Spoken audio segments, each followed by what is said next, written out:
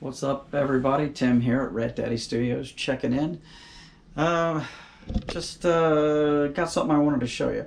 And actually, I pulled this out of the mothballs specifically to show one of my model buddies, Kent Forrest. Kent has he is Kent's Crazy Cycle Paint on Instagram.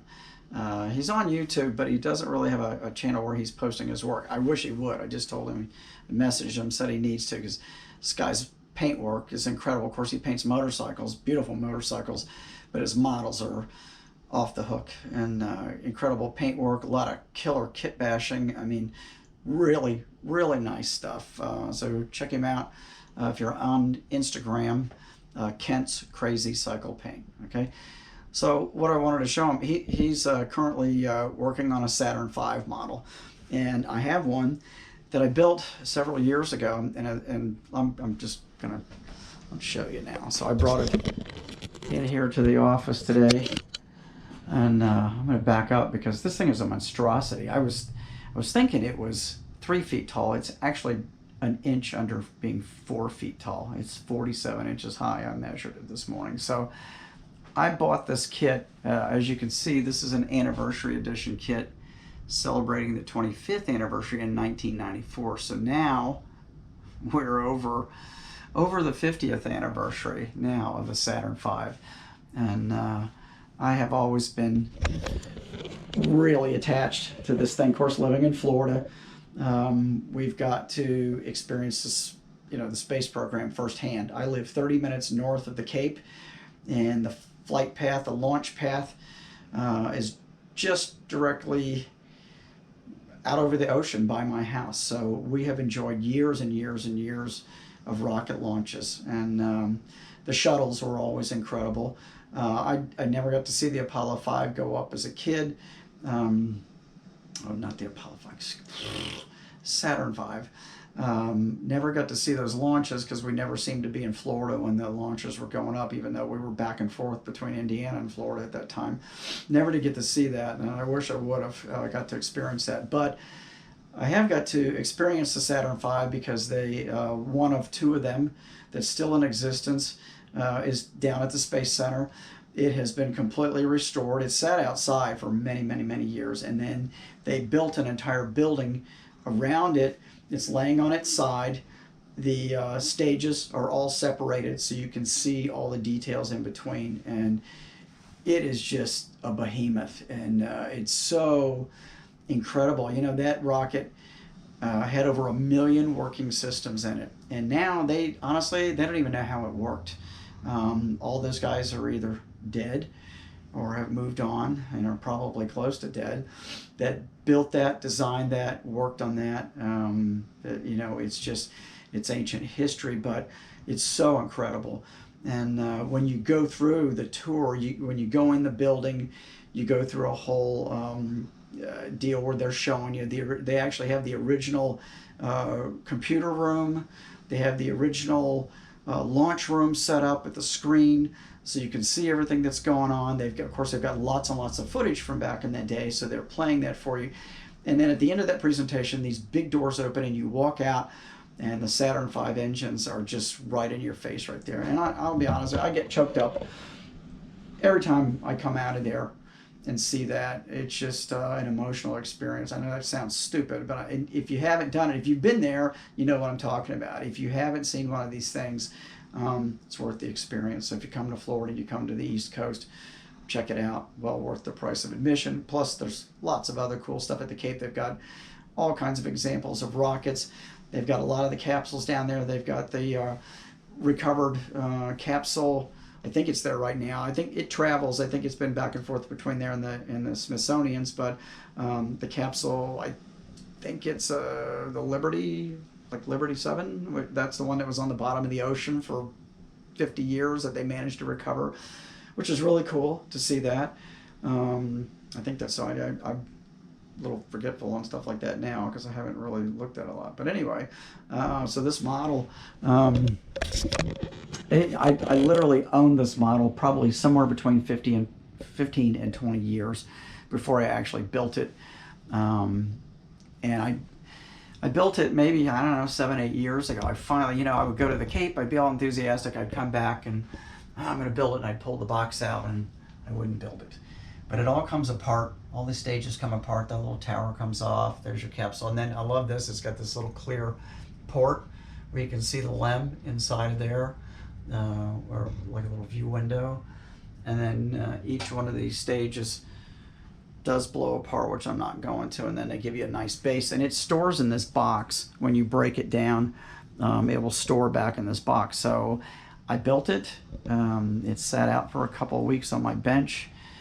And then I put it away. So it's only seen daylight probably twice. I took a few pictures of it years ago, but just wanted to get it out really to show Kent, because he's working on, I think he's working on a 1/200th scale one, so it'd be about half this size. But this is an impressive model. I've got several real space models that I haven't built. I've got some large scale capsule models, so one of these days maybe I'll get around to them, because I love that stuff. Of course, I've built megatons of fictional space models, which I think I've shown you this before, but let me turn on the light. And yeah, so Star Wars, Lost in Space, a few things in this cabinet. I love Lost in Space, of course. I love that old stuff, the old alien ship from Lost in Space. Chariot, and that's a season 1 rifle, I believe, and it does light up. And the Yamato, so that's a few things I've done. I did 10 years worth of building sci-fi models for other people, and did a few things for myself in that period of time, but it was fun. But I'm back to doing what I like best, cars and bikes. So anyway, but yeah, let me show you too. This is I pulled up. Hopefully, let's see, get some glare off there. So there it is, Kent's Crazy Cycle Paint. So if you're on Instagram, look for him. He's got some really cool builds I think you would enjoy. Got a few things in the mail today too. Of course, my buddy Chuck Darnell always sending me cool stuff, and he sent me this cereal box dragster. I don't know what this came in, but it's a little fry engine dragster. It may not focus on that you assemble. Also comes with a set of earrings, which I think would probably match the shirt I've got on today quite well, in red and yellow. I think that would be cool. So I have to put those together later and try those on to complete the ensemble. Of course, he sent me a bunch of stickers. I really like this one though, the Asshole Parking Award winner. So you could put these on people who are double parked and all that stuff, or in the handicap zone with no handicap sticker. Whatever you'd like to do. I had some vinyl decals printed too. These are I'm gonna use these on my Speed Shop model, and it says Rat Daddy Studios. And I'm actually gonna cut these up, because my plan is to take and I want to take some. I've got a lot of that different colored plexiglass, and I'm going to cut like some diamonds and shapes and put the lettering on that. And when I build my sign, I probably might do like an elliptical background, then glue the diamond pieces, across that, and then use the vinyl lettering to put on there, so it's nice and clean and neat. So that's the idea I've got.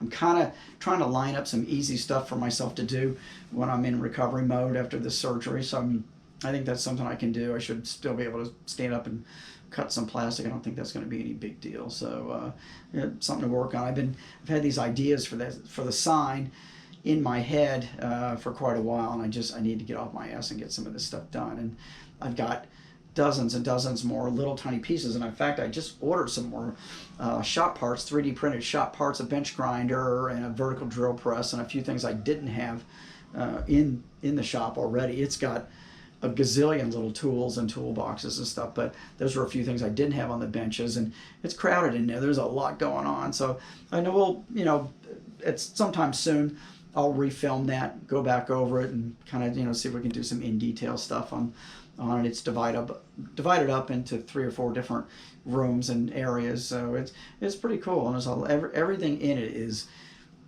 custom painted in candies, chrome.